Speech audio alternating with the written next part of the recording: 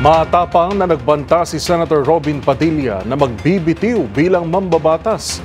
Kaugnay ng kahihiyang sinapit nito ng akusahang gumamit ng dirty finger habang umaawit ng lupang hinirang. Hinaing ni Padilla wala man lang daw sa kanyang mga kasamahan ang nagtanggol sa kanya matapos mag-viral ang video. Magbabalita si Raymond Dadpaas. Nang gagalaiti kahapon na tumayo sa Senate plenary si Senador Robin Padilla upang iparating ang kanyang reklamo na wala man lang nagtanggol sa kanya sa report na lumabas sa isang online news portal na siya ay naka-middle o dirty finger habang sila ay kumakanta ng lupang hinirang. Ang terminong kanyang ginamit ay nagngangat-ngat.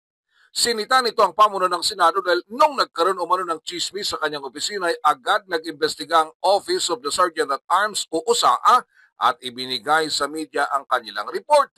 Ngunit nang naging viral ang storya sa kanya ay wala man lang nagtanggol sa kanya kahit isa dahil alam naman daw nilang hindi niya gagawin ang pag-dirty finger. Paliwanag ni Padilla, point finger o hintuturo ang kanyang ginagamit na banal para sa kanilang relihiyong Islam nang ibig sabihin ay iisang Diyos dahil dito ay nagbantay itong mag-resign kung dahil lang sa politika. Ngunit wag lang daw idamay ang kanyang relihiyong Islam sa mga batikos laban sa kanya dahil nakahanda itong magpakamatay para dito. Ang tanong ko po, meron po ba tayong tinititigan sa tinitingnan dito? Kasi napakabigat po ng akusasyon na ito sa harapan po ng ating bandila. Ako po yung magngangat-ngat. At gusto ko pong ipaalam sa ating mga kasama, kung politika lang, handa po ako mag-resign. Pero pagka-religion ko po ang pinag-usapan, kahit sino sa inyo, kung ano gusto nyo, wala pong problema. Pero wag pong religion ko. Hinihingi ko po, wag pong religion ko, mahal na tagapangulo. Dahil ito po yung malaking kabastusan sa amin. Ito po, ang sinisip na ko po, ito po'y nag-iisang Diyos. Dito po nakasalalay ang aming pananampalataya. Handa po kaming magpakamatay para dito. Sana po wag pong gamitin ito para siraan ako.